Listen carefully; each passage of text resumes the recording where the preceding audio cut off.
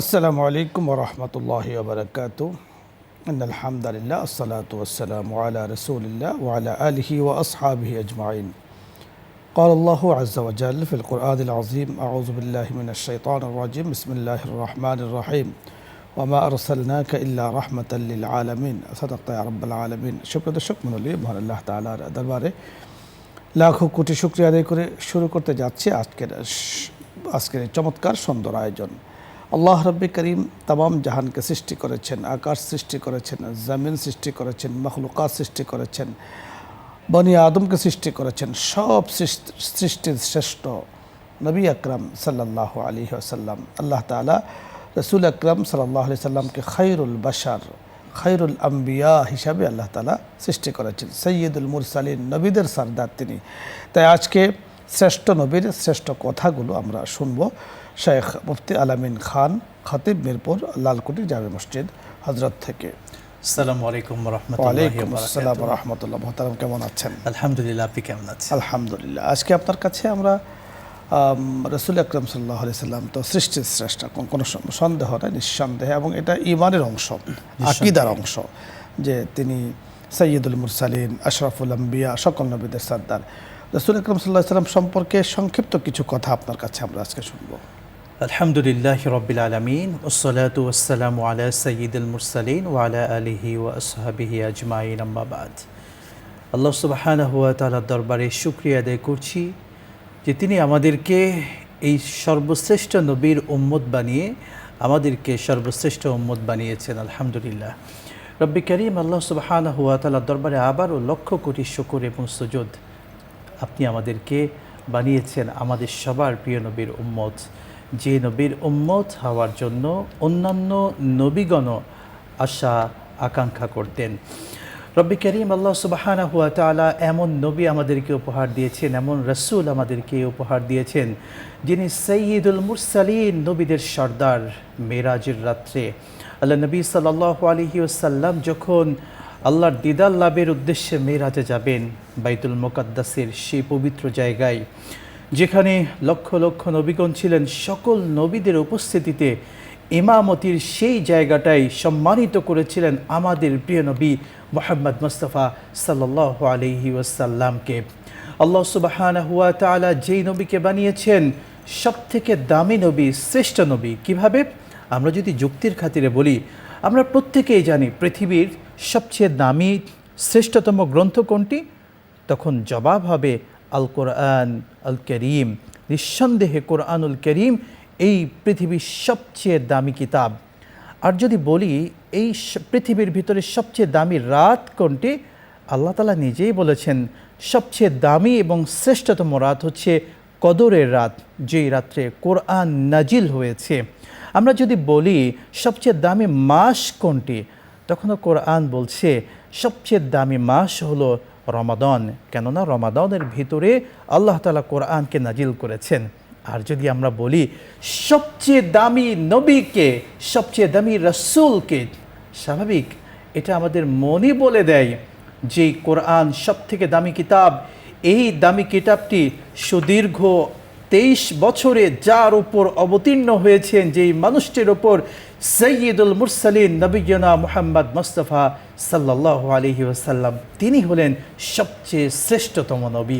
আলহামদুলিল্লাহ, সেই নবীর উম্মত আমরা যদি আরও একটু বলতে চাই, প্রত্যেক নবী আগমনের পূর্বে, আমাদের নবীর আগমনের পূর্বে যারা পৃথিবীতে এসেছেন, সেই নবীর পরে যখন অন্য রাসূল এসেছেন, সেই রাসূল আসার সঙ্গে সঙ্গে পূর্ববর্তী সকল রাসূলদের, নবীদের আহকামগুলো, বিধানগুলো, শরীয়তের সমস্ত মাসালাগুলো সেগুলো রহিত হয়ে গিয়েছে।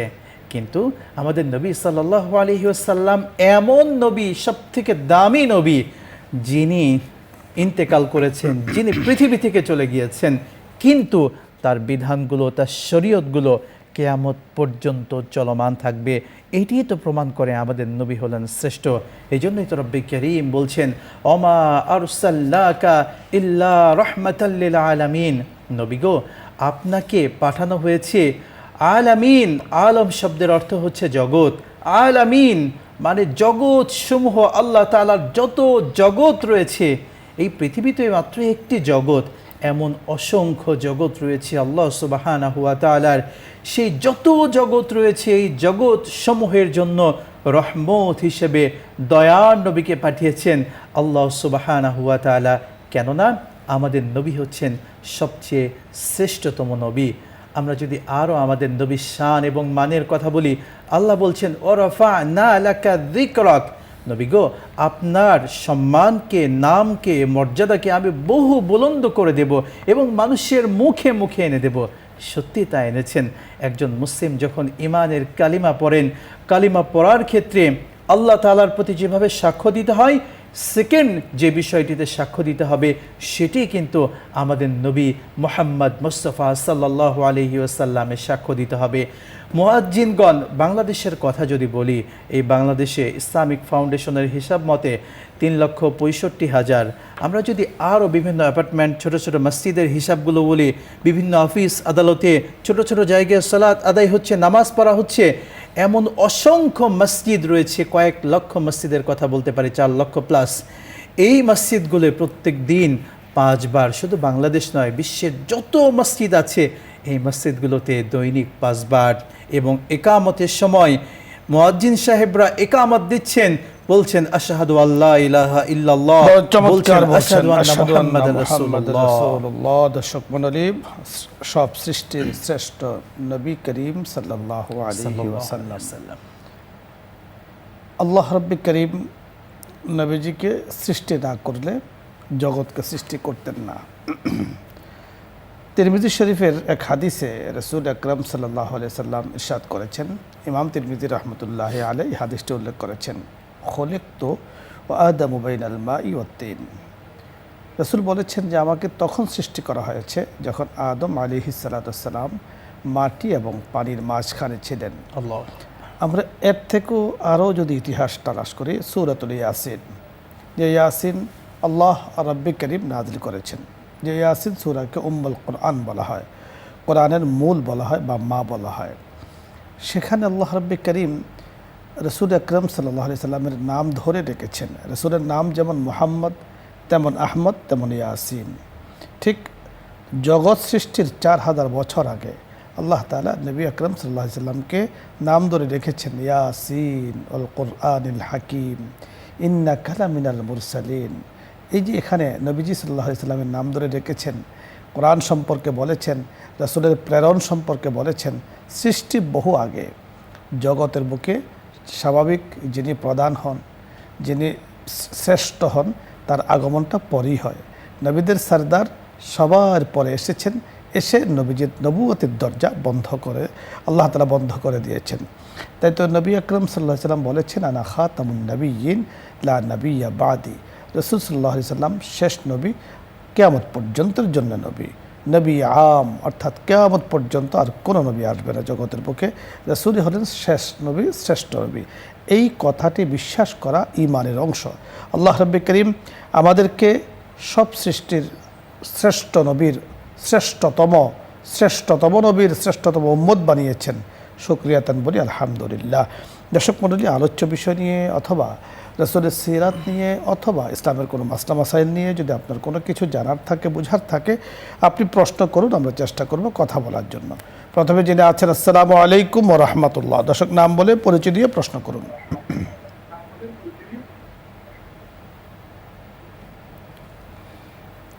দর্শক শুনতে পেয়েছেন? প্রশ্ন বলুন।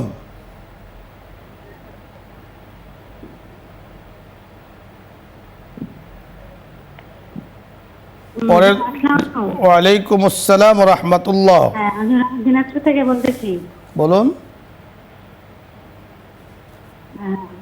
আমি 3টা প্রশ্ন ছিল। বলুন। 1 নম্বর প্রশ্ন হচ্ছে, আমি তো মেঝেতে নামাজ পড়তে পারি না পায়ের ব্যথার জন্য, বেশিরভাগ বিছানায় নামাজ পড়ি, সেই ক্ষেত্রে কতটুকু কি হবে এটা জানাবেন।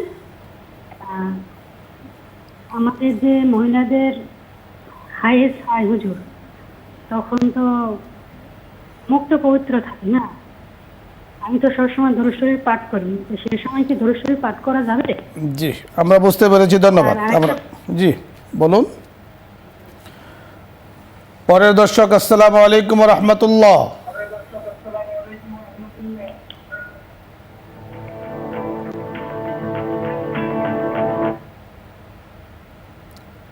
এরপরে দর্শক, আসসালামু আলাইকুম। দর্শক শুনতে পেয়েছেন, প্রশ্ন বলুন।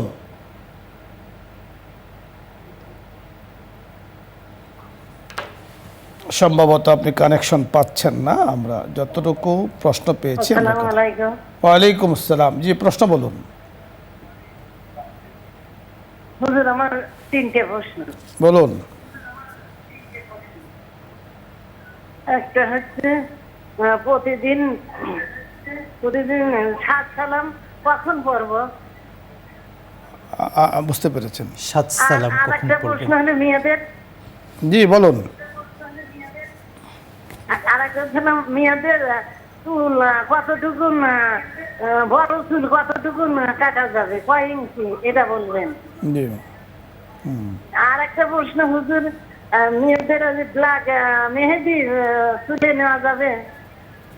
জি ধন্যবাদ। আমরা কথা বলছি, আপনি শুনতে থাকুন ইনশাআল্লাহ। পরের দর্শক, আসসালামু আলাইকুম। হ্যালো, আসসালামু আলাইকুম। জি ওয়ালাইকুম আসসালাম রহমতুল্লাহ। আমার দুইটা প্রশ্ন আছে। বলুন। একটা হলো যে আমি আমার কম্পিউটারে সবসময় মানে কাবা শরীফ দিয়ে রাখি, এটাকে আমার শিরক করা হচ্ছে? জি। মানে হ্যালো, আর একটা হলো যে আমি মানে দুরুদ পড়তে অন্য সূরা পড়তেছি, তার মধ্যে হঠাৎ দুরুদ শরীফ পড়তে থাকে, এটা মানে আমার কি ঠিক আছে? জি ধন্যবাদ। ধন্যবাদ। অনেকগুলো প্রশ্ন আমাদের কাছে এসছে। দর্শক মণ্ডলী, আমরা এক এক করে কথা বলছি। প্রথম যে প্রশ্নটি করেছেন, সম্ভবত পায়ে সমস্যা, বিছানায় মেঝেতে নামাজ পড়তে পারেন না, বিছানায় নামাজ পড়েন বা নরম কিছুতে নামাজ পড়েন, কোনো সমস্যা আছে? মাশাআল্লাহ, এটা করতে পারবে, তবে নামাজ আদায় করতে হবে। আর বিছানায় নামাজ আদায় করলে কয়েকটি বিষয় খেয়াল রাখতে হবে। বিছানা যেন পবিত্র থাকে, কেননা আমাদের বিছানা কখনো কখনো অপবিত্র থাকে, সেটা নিশ্চিত হতে হবে। আর আরেকটি বিষয় আমাদের বোনকে বলবো, ফরজ নামাজগুলো তিনি চেষ্টা করবেন দাঁড়িয়ে পড়ার জন্য। অন্ততপক্ষে দাঁড়িয়ে আরেকটি সুরত রয়েছে, তিনি যদি সেজদা করতে সমস্যা হয় তখন তিনি দাঁড়ানোর কাজগুলো দাঁড়িয়ে সম্পূর্ণ নামাজ আদায় করবেন, রুকু পর্যন্ত করবেন। সেজদায় যখন কষ্ট হচ্ছে তখন তিনি বিছানায় হোক কিংবা ফ্লোরে হোক সেখানে নামাজটা আদায় করতে পারবেন, যেভাবে উনি পারেন সেজদাটা। দ্বিতীয় প্রশ্ন করেছেন যে মাসিক চলাকালীন সময় মেয়েদের বলতেছেন মুক্ত পবিত্র থাকে, মুক্ত সবসময় পবিত্র থাকে, দরুদ পড়তে তো কোনো সমস্যা নেই? মাশাআল্লাহ, দরুদ পড়তে পারবেন এবং এটা উত্তম। অন্য কথা না বলে দরুদগুলো সবসময় একজন মুমিন মুখে রাখবে, জারি রাখবে। এই জিকিরগুলো নিঃসন্দেহে করতে পারবে। কোরআন তেলাওয়াত, কোরআন স্পর্শ নিষেধ, কিন্তু দরুদ পড়াতে কোনো সমস্যা নেই। প্রতিদিন 7 সালাম কখন পড়বেন? জাযাকাল্লাহ, এগুলো অতিরিক্ত আমল, কেউ যদি করতে চান যে কোনো সময় করতে পারবেন, নির্দিষ্ট কোনো সময় নেই। তবে আমরা আমলের দিক থেকে বেশিরভাগ যেটা করে থাকি, সকাল সন্ধ্যায় আমলগুলো করে থাকি, কেননা সকালের দিকে একটু সময়টা বেশি পাই, আবার মাগরিবের পরে সময়টা বেশি পাই। সেই হিসেবে সকাল সন্ধ্যায় আপনি চাইলে আমল করতে পারেন, তবে নির্দিষ্টভাবে কোনো সময় নেই। 7 সালামের আমল বা এমন অতিরিক্ত আমলগুলো আপনার ইচ্ছা মতো আপনি করতে পারেন। মেহেদি চুলে, মেয়েরা চুল কতটুকু বড় করতে পারবেন? জাযাকাল্লাহ, কতটুকু কাটতে পারবেন তিনি বলতে চাচ্ছিলেন। আসলে কাটা বলতে এখানে খেয়াল রাখতে হবে যেন আমার চুলের মাধ্যমে এতটুকু ক্ষতি না হয় বা দেখতে খারাপ যেন না লাগে, এত বড় না করে ফেলা যে পায়ের থেকে বেশি লম্বা হয়ে গিয়েছে, সেটাকে যত্ন রাখতে কষ্ট হচ্ছে। এখানে মুখ্য আরেকটি বিষয় আছে, বিশেষ করে মেয়েদের কিংবা পুরুষদের যখন গোসল ফরজ হয়, গোসলে ফরজ হওয়ার পরে কিন্তু কয়েকটি বিষয় নিশ্চিত করতে হবে যে পুরো চুল ভিজেছে কিনা।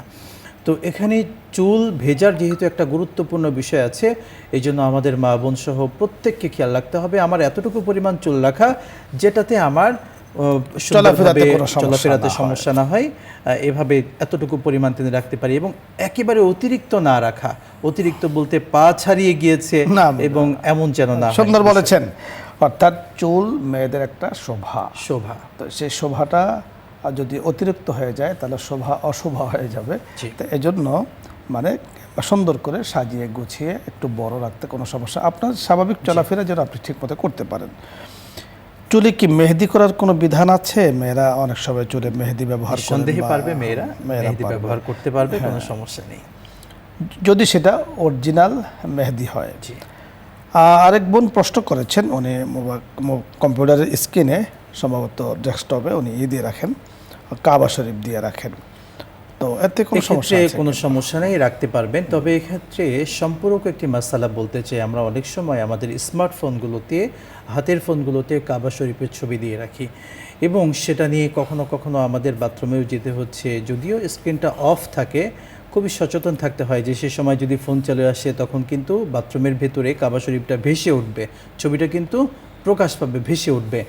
এই সময় আমাদেরকে একটু খেয়াল রাখা যে আমাদের ফোনগুলোতে এই ধরনের পবিত্র কাবা নিঃসন্দেহে কিংবা কোরআন মাজিদ আমাদের আবেগের জায়গা, এটাকে ভালোবেসে রাখতে পারি, কিন্তু ফোনে যথাযথভাবে মানে সবসময় যদি আমি অ্যাভেলেবলভাবে ব্যবহার করি আদবের খেলাফ হওয়ার সম্ভাবনাটা বেশি আসে।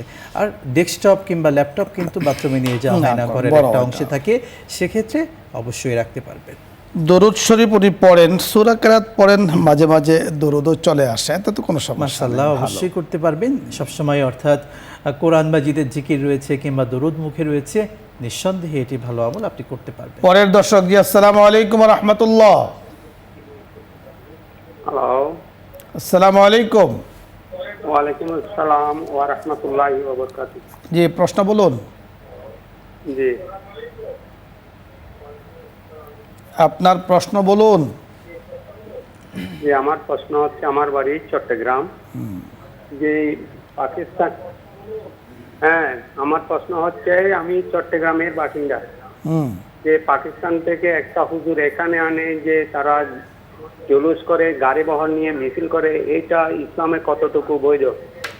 আচ্ছা, ধন্যবাদ, আপনি চমৎকার একটি বিষয় জানতে চেয়েছেন, বুঝতে পেরেছি। আমরা অবশ্যই বুঝতে পেরেছি। আসলে আশিকে রাসূল বা আওলাদে রাসূল যারা প্রকৃতপক্ষে দাবি করে, তাদের তো 12ই রবিউল আউয়াল উপলক্ষে বাংলাদেশে না এসে তাদের উচিত ছিল যে বাইতুল্লাহে যাওয়ার, মদিনায় যাওয়ার উচিত ছিল, সেখানে যাওয়ার উচিত ছিল। আসলে সত্যিকার অর্থে বলতে গেলে ইসলাম আশিকে রাসূল শুধু মুখে মুখে বলার মাধ্যমে কেউ আশিকে রাসূল হয় না, রাসূলের প্রকৃত প্রেমিক হয় না। প্রকৃত প্রেমিকের পরিচয় হচ্ছে আদর্শে এবং আমলে। আমি আপনি কে কতটুকু সুন্নাহ অনুসরণ করতে পারলাম, যে রাসূল দ্বীনের জন্য, তার সুন্নাহর জন্য নিজের রক্ত ঝরিয়েছেন, সেই রাসূলের বিধান কতটুকু আমি পালন করতে পারলাম আমার জীবনে, এটাই বলবে যে আমি প্রকৃত আশিকে রাসূল কিনা।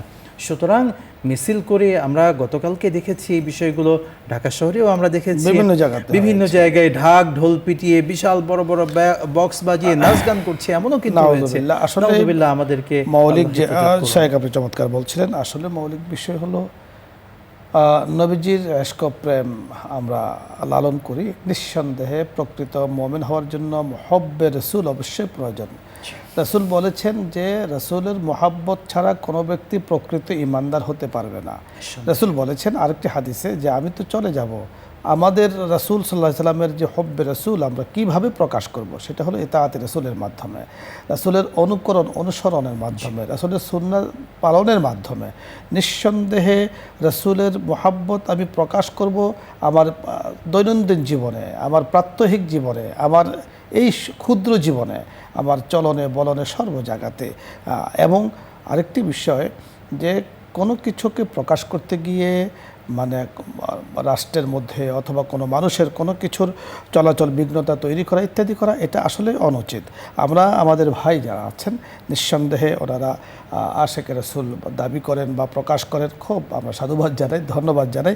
তবে বাস্তব জীবনে, নিজের জীবনে, ব্যক্তি জীবনে, রাষ্ট্রীয় জীবনে, সামাজিক জীবনে সর্ব অবস্থায় ইশকে রাসূলের প্রমাণ আমরা দেখতে চাই। আল্লাহ রাব্বুল কারীম আমাদেরকে তৌফিক দান করেন। আমিন। পরের দর্শক, জি আসসালামু আলাইকুম ওয়া রাহমাতুল্লাহ।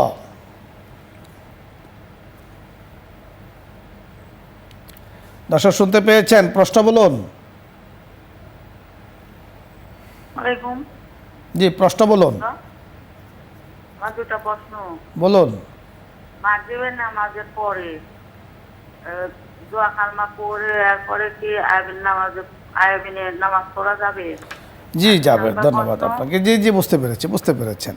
মাগরিবের পরে ওভারে নামাজ পড়া যাবে। নিঃসন্দেহে তিনি বিভিন্ন দোয়া মাসালা যেগুলোর কথা বলছেন, দোয়া তাসবিহ পড়ার পরে তিনি চাইলে পড়তে পারেন এবং এটা উত্তমও বটে। হ্যাঁ, উত্তম। আপনি মাগরিবের নামাজের পরে এশা পর্যন্ত যদি যায় নামাজে বসে আপনার ফ্রি সময় থাকে, আপনি দৈনন্দিন আমল করেন, দোয়া কালাম পড়েন, কোরআন তেলাওয়াত করেন, খুব ভালো।